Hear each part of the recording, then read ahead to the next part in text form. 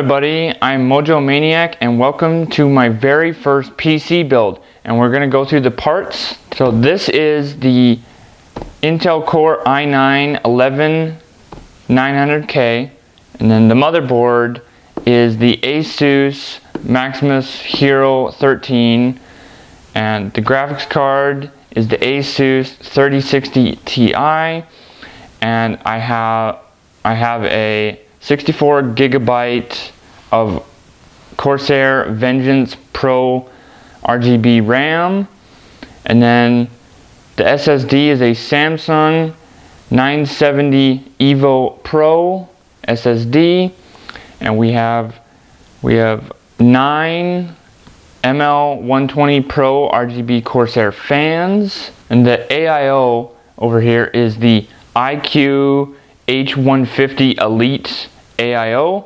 We're going to be using that.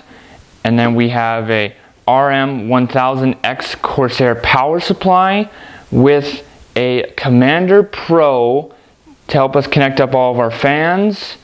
And then all of this is going to go in our LianLI 011 dynamic case. Let's get into it.